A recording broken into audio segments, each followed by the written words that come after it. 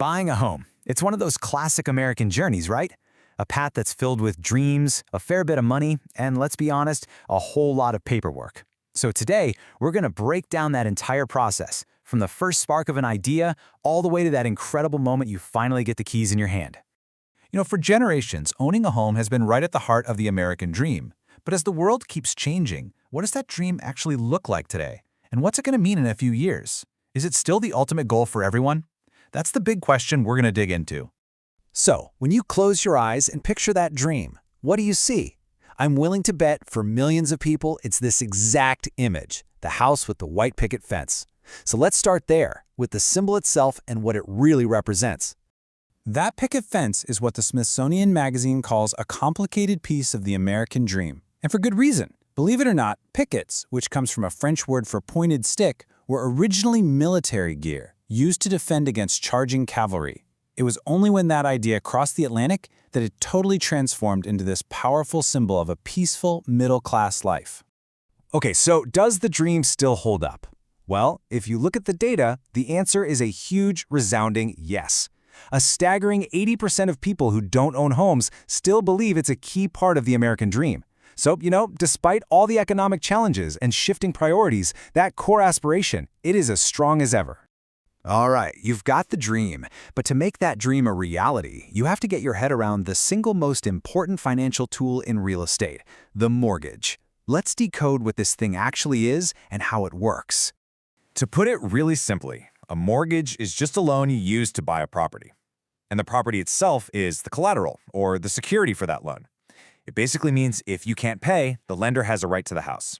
It's the absolute bedrock of almost every single home purchase. And here's a fun little piece of trivia that sounds, well, kind of grim. The word mortgage literally translates to death pledge. But don't worry, it's not as dark as it sounds. It's not about you. It refers to the loan itself. The whole idea is that the pledge dies once you've finally paid it all off. And paying it off, that's a reason to celebrate. In the early 20th century, people would literally throw parties to burn their mortgage papers after they made their final payment. Can you imagine? It was a huge milestone, the moment they could say they truly own their home, free and clear. But let's be real, getting a standard mortgage can be really tough, especially if you're a first-time buyer. That's why government-backed programs were created to help open that door. So let's look at one of the most popular options out there, the FHA loan. The whole point of an FHA loan is to make home ownership more accessible. Think of it like a ramp instead of a really steep staircase. Because the loan is insured by the Federal Housing Administration, lenders feel safer. And that makes them way more willing to say yes to buyers who might have a smaller down payment saved up or a credit history that isn't quite perfect. And this is the number that is a total game changer for so many people. If your credit score is 580 or higher, you can potentially qualify for an FHA loan with a down payment as low as 3.5%. That can literally be the difference between renting for another few years and finally owning your own home. Okay, you're financed and you're ready to start looking. Now comes the tricky part, trying to figure out what a home is actually worth. Because the asking price, that's just the beginning of the story. This is the million-dollar question, and sometimes it's literally a million-dollar question. How do you separate what the seller hopes to get from what the market says the property is actually worth? For most of us these days, the first stop is an online tool. Zillow's Zestimate has pretty much become a household name, right? It gives you an instant, algorithm-based number. But the real question is, how much should you actually rely on it? Well, Zillow's own data tells a really interesting story. For homes that are actively for sale, what they call on-market, this estimate is actually pretty darn accurate, with a median error rate of only about 2%. But for off-market homes, where the algorithm has less current data to work with, that error rate jumps to over 7%. Just think about that.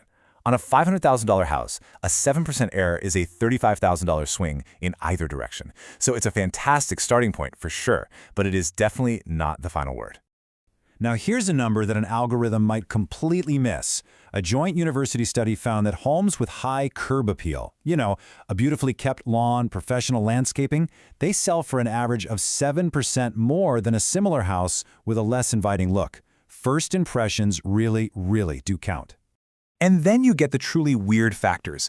Thanks to a 1991 court ruling, sometimes called the Ghostbusters ruling, I kid you not, sellers in New York actually have to disclose if their house has a reputation for being haunted. Now, that is definitely something Zillow's algorithm isn't tracking. So you've done it. You found the home, you agreed on a price, you secured the loan, you are almost there. But first, you have to get through the final and often confusing stage, escrow.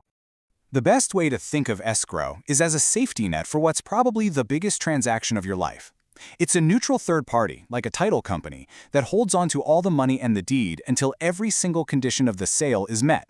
It makes sure the seller only gets their money after the buyer is satisfied, and the buyer only gets the deed once the money is secure. It basically protects everyone involved.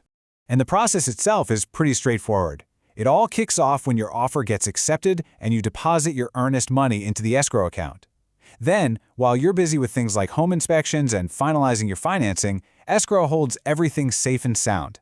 At closing, they handle distributing the funds to the seller, they record the new deed in your name, and then, the best part, you get the keys.